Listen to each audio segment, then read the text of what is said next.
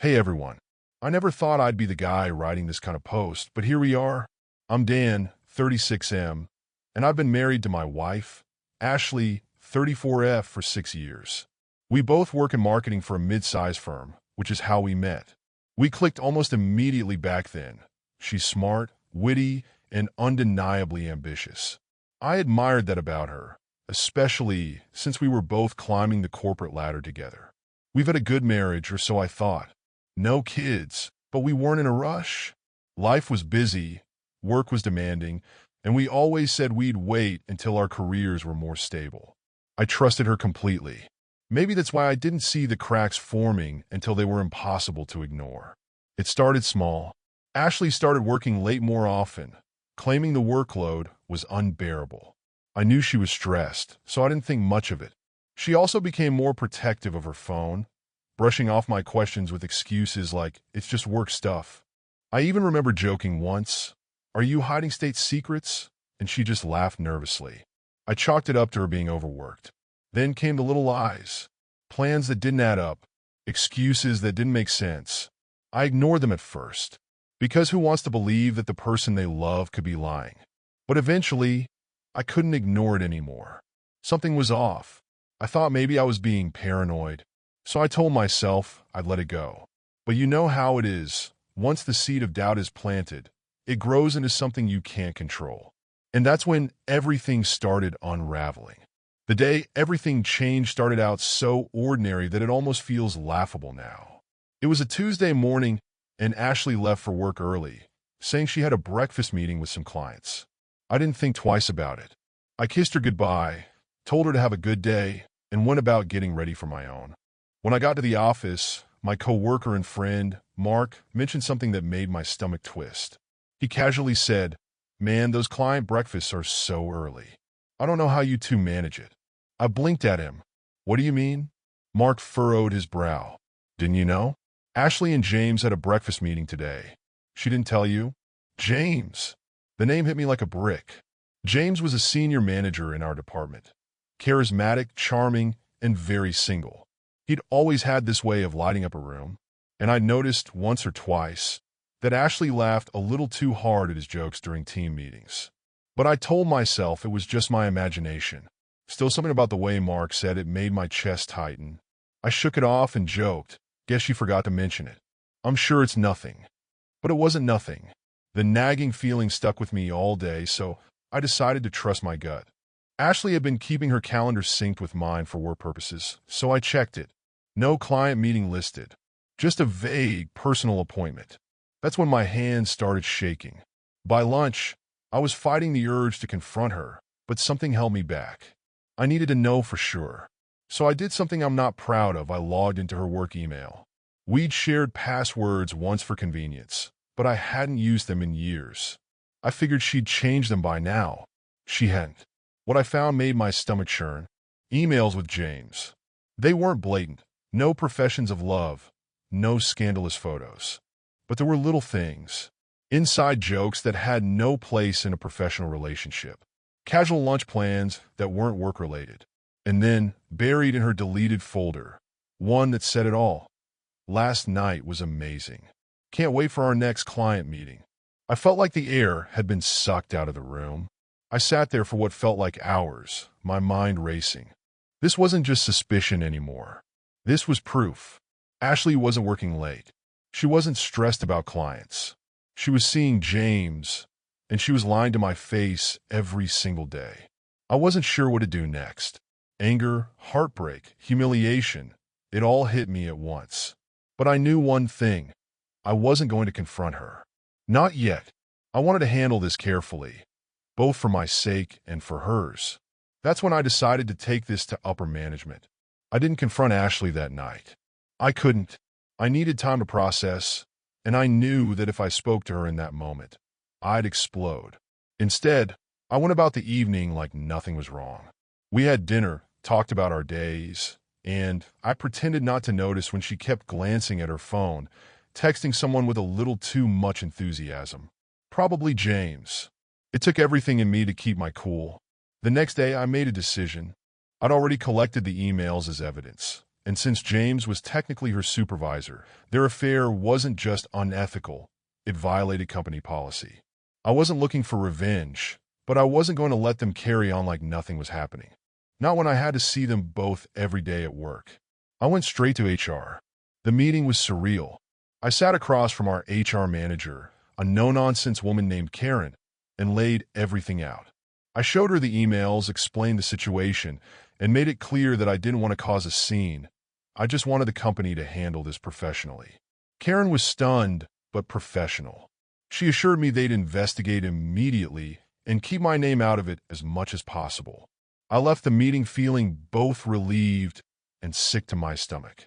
I wasn't sure how Ashley would react when this all came crashing down, but I knew it was only a matter of time. And sure enough, it didn't take long. That evening, Ashley came home earlier than usual. She looked pale, her usual confidence replaced with something that almost resembled panic. "Dan," she started, her voice shaky. "I think we need to talk." I leaned back in my chair, keeping my expression neutral. "About what?" She hesitated, and for a moment I thought she might actually come clean. But then she said, "There's a rumor going around the office that James and I are involved. It's ridiculous, of course, but HR wants to talk to me tomorrow. Do you know anything about this?" Her audacity floored me. Even now, caught in her own web, she was still trying to spin a lie. I stood up, my heart pounding, and looked her dead in the eye. "I know everything, Ashley. The late nights, the fake meetings, the emails. Don't insult me by pretending it's just a rumor." Her face went pale. "What are you talking about?" "Dan, you're being paranoid." I grabbed my phone and opened the email folder I'd saved. "Does this look like paranoia to you?" I said, shoving the screen in her face. She froze, her eyes darting over the messages. Then, as if a switch flipped, she went on the offensive. "You went through my emails? That's a complete violation of my privacy." I couldn't believe it. "Privacy? You're seriously pulling that card right now? After everything you've done?" She tried to argue, deflect, deny. She even tried to blame me, saying I'd been distant because of work and that James had been there for her in a way I hadn't. The sheer audacity of it left me speechless. Finally, I cut her off. "You've already been reported to HR. They're handling it now. Don't bother lying anymore. It's over, Ashley." Her jaw dropped. "You reported me?" "Yes," I said firmly. "You both violated company policy, and I'm not going to let you make me the fool." She stormed out of the room, slamming the door behind her. I didn't follow. I didn't care what she had to say anymore. The next day, she and James were called into HR. By the end of the week, both of them were fired. When Ashley came home that Friday evening, the fire in her eyes was gone. She looked defeated, her shoulders slumped, her makeup streaked from tears. She dropped her purse on the kitchen counter and just stared at me. For the first time, she didn't try to spin a story or hurl accusations. She just said, "They fired me." I didn't say anything. I didn't owe her my sympathy. I just waited. "They said I violated the company's code of conduct," she continued, her voice trembling. "James, too. We're both out. I don't even know what I'm going to do now, Dan. My career, our life, it's ruined. Are you happy?" Her words cut, but not for the reason she intended. I wasn't happy. I wasn't vindicated. I was just empty. This wasn't the life I'd imagined when I married her. I'd envisioned partnership, trust, building a future together. Instead, here we were, two broken people standing in the rubble of our marriage. "Do you even hear yourself?" I finally said, my voice colder than I'd ever heard it. "You did this, Ashley. You lied, you cheated, and you risked everything we built for a fling with James. You're upset about losing your job? What about losing me?" Her lip quivered, but she didn't respond. Instead, she sank into a chair at the dining table, burying her face in her hands. "I made a mistake, okay? I was stupid, and I got caught up in something I shouldn't have. But I didn't mean to hurt you, Dan. I love you." I laughed bitterly. "You love me? You have a funny way of showing it." "Please," she whispered. "We can fix this. We can go to therapy, work through it. I'll do whatever it takes." I shook my head, the weight of everything crashing down on me. "Ashley, I don't think there's anything left to fix. I don't trust you anymore, and without trust, what's the point? You made your choice. Now I'm making mine." She started crying, real, gut-wrenching sobs. For a brief moment, I felt a pang of guilt. This was the woman I once adored, the person I'd planned to grow old with. But that person was gone, replaced by someone who thought so little of me that she'd risk everything for her own selfish desires. That night, I slept in the guest room. It felt like a symbolic step toward moving on. The next few weeks were a whirlwind. Ashley moved in with a friend while we started divorce proceedings. She kept trying to reach out, sending me long, apologetic texts, asking for another chance. But I couldn't bring myself to respond. I'd given her my heart, my trust, and my unwavering support for 6 years, and she'd thrown it all away. The worst part wasn't the anger or the betrayal. It was the loss of the life we'd planned. I grieved not just for the relationship, but for the future I'd imagined. I questioned everything. Had I missed the warning signs? Was I a fool for trusting her so completely? Through it all, though, I clung to the one thing that kept me sane, the knowledge that I deserved better. The weeks following Ashley's departure felt like a blur of paperwork, awkward phone calls, and a constant ache in my chest. Divorce wasn't something I'd ever imagined for myself. The sheer finality of it all hit me like a freight train. But as painful as it was, I knew it was necessary. Staying in the marriage would have been like trying to breathe with a broken lung. I threw myself into work, partly out of necessity and partly to avoid sitting alone in the quiet of the house. Ironically, with James and Ashley gone, there was a vacuum in the office. Their absence had created opportunities for me, and I found myself taking on more responsibilities, leading projects, and even being considered for a promotion. Still, the emptiness at home was undeniable. I tried to fill the silence by picking up hobbies I'd abandoned over the years. I started running again, something I hadn't done seriously since college. I found that the steady rhythm of my feet on the pavement helped clear my head. I even took up cooking, not the quick, utilitarian meals I used to make, but elaborate recipes that took hours to prepare.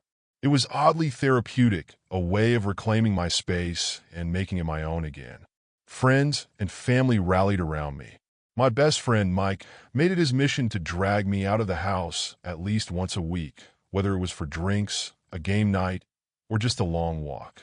My mom called almost daily, offering advice that ranged from sage wisdom to overly dramatic warnings about letting bitterness take root. I appreciated the support, even if it was sometimes overwhelming. But the real turning point came about a month after Ashley moved out. One night, I was sitting in the living room, sorting through old photos.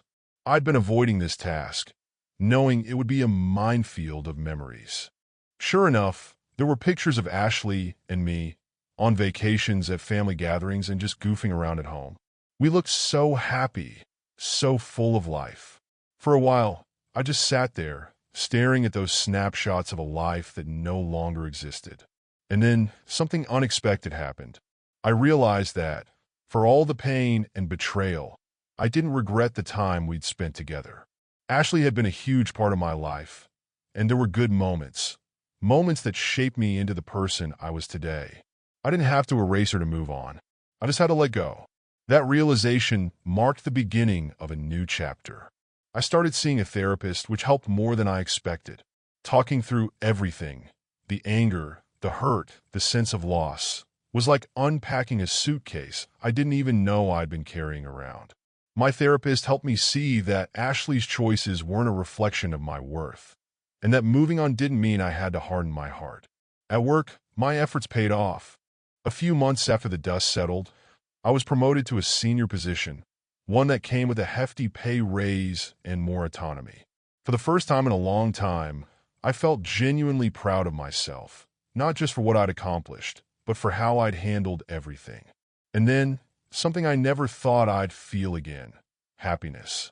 It didn't come all at once. It was in small moments: a good run, a perfectly cooked meal, a night out with friends. Slowly but surely, the pieces of my life started coming together again. As I was rebuilding my life, I started hearing bits and pieces about Ashley's post-divorce struggles. At first, I didn't want to know. I was focused on moving forward, not looking back. But the grapevine, mainly mutual colleagues and friends, had other ideas. Apparently, losing her job had been a bigger blow than I'd imagined. Marketing was a small world, and word of her termination over an affair with a superior spread quickly.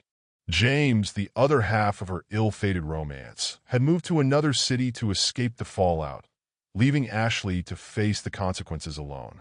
She tried applying to other companies, but no one wanted to hire someone with such a tarnished reputation. Even freelance work was hard to come by. Former clients were reluctant to associate with her.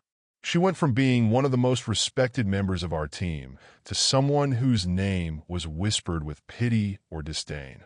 One day, a former coworker mentioned running into her at a local coffee shop. She looked rough, they said, hesitating, like she hadn't been sleeping. She asked about you, though, said she hoped you were doing okay.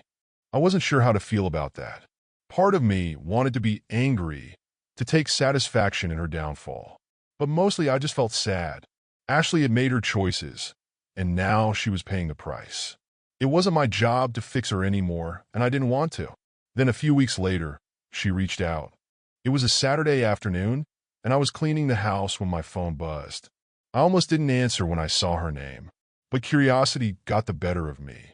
"Hello," I said cautiously. "Dan," she said, her voice softer than I remembered. "Hey, I know I'm probably the last person you want to hear from, but I wanted to say I'm sorry. For everything." Her words caught me off guard. This wasn't the Ashley I'd known, the one who was so quick to deflect blame, to make excuses. She sounded humbled, broken even.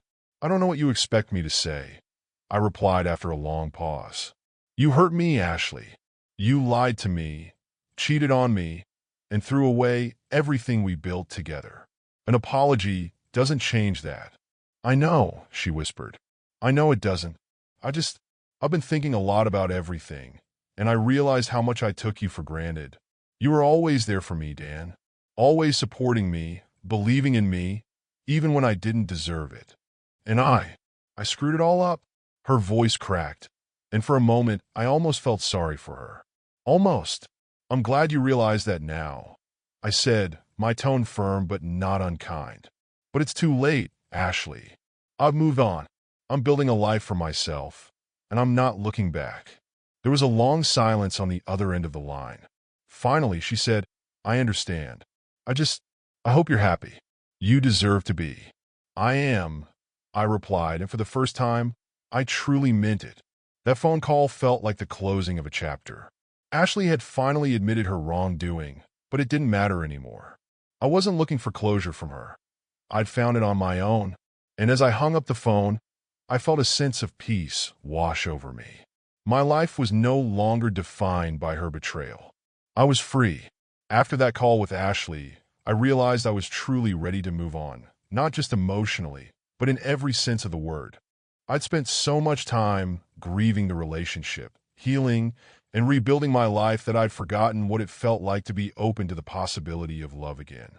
It wasn't something I sought out right away, but life has a funny way of surprising you. It started small. I joined a local running club to keep up with my newfound passion for running, and there I met Claire. She was vibrant, funny, and unapologetically herself. We bonded over our shared love for long-distance runs and an appreciation for the perfect post-run coffee. At first, it was just a friendship, a nice break from the emotional weight I'd been carrying. But as the weeks turned into months, something began to shift. Claire had this way of making the world feel lighter, of reminding me that life could be full of joy and spontaneity. She wasn't just someone to talk to. She became someone I genuinely looked forward to seeing. One evening, after a group run, we stayed back at the cafe a little longer than usual, just the two of us. The conversation flowed effortlessly, from favorite movies to childhood stories to dreams for the future. At one point, she looked at me and said, "You seem different lately. Happier. Like you've let something go." I smiled, realizing she was right. "I think I have," I said.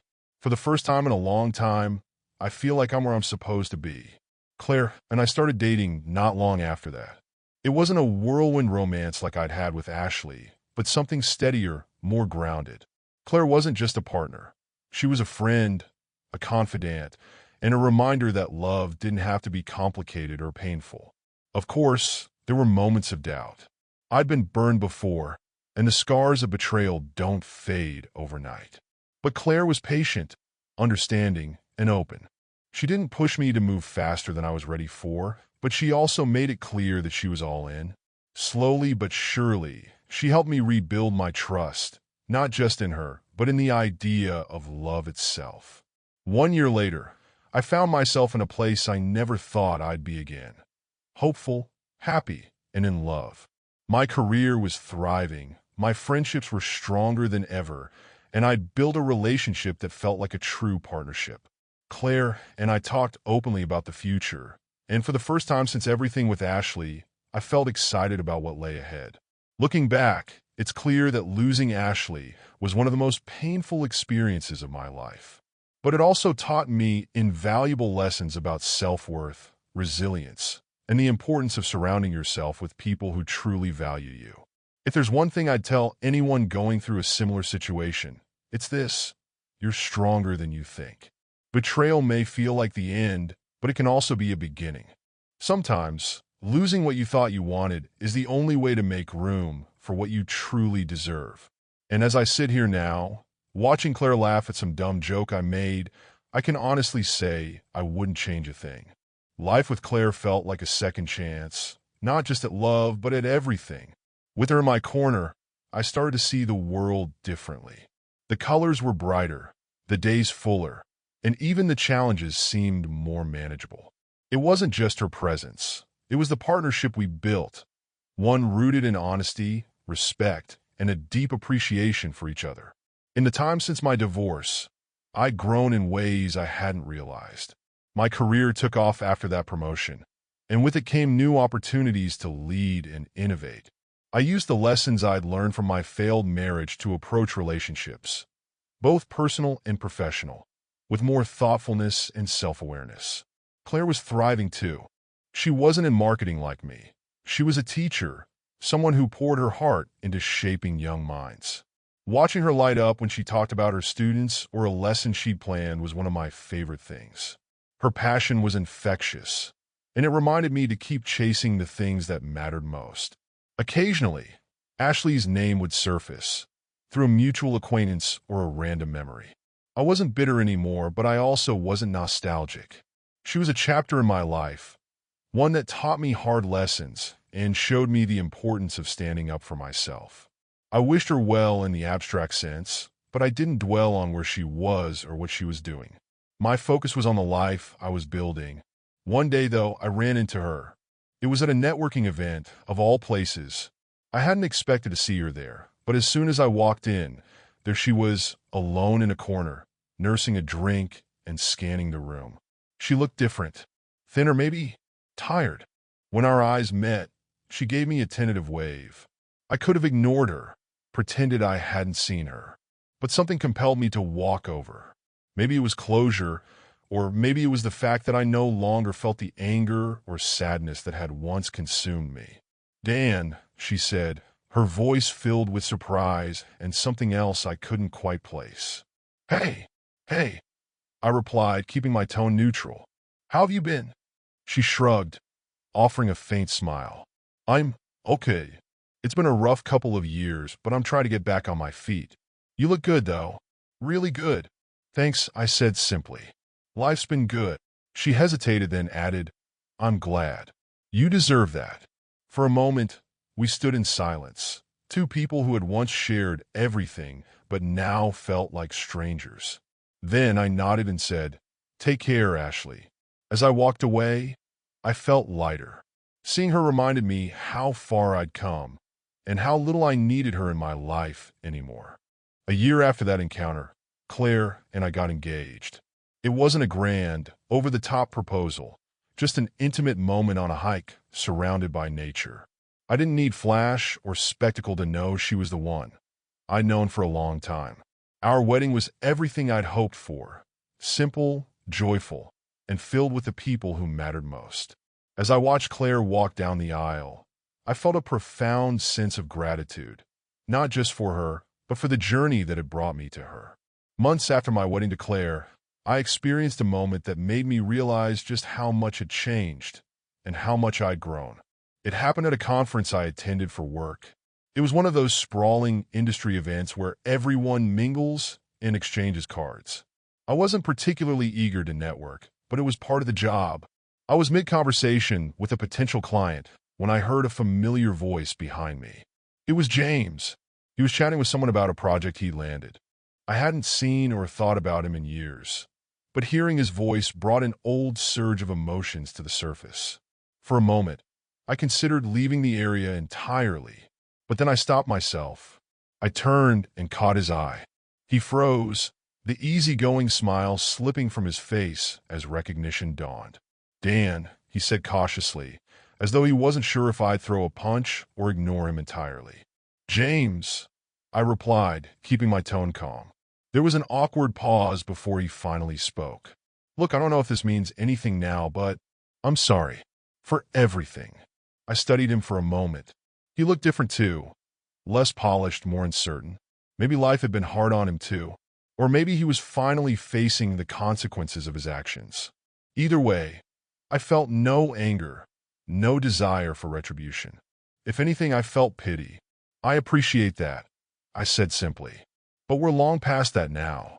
Good luck, James." He looked like he wanted to say more, but I didn't give him the chance. I turned back to my conversation, feeling a sense of finality I hadn't realized I needed. When I told Claire about the encounter later that night, she listened with her usual attentiveness. She didn't try to analyze it or offer advice.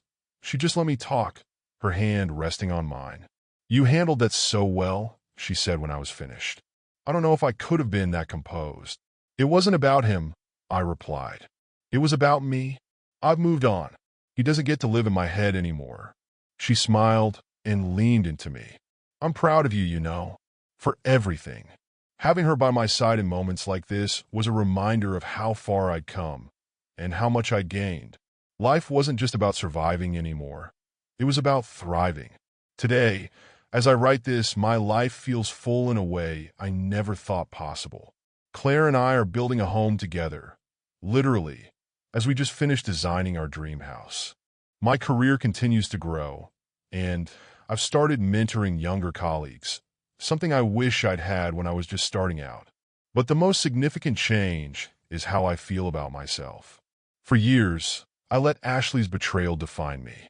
I saw it as a reflection of my worth, my failure. Now, I see it for what it was: a lesson, a painful one, but a lesson nonetheless. I'm stronger because of it, wiser, and most importantly, I'm happy.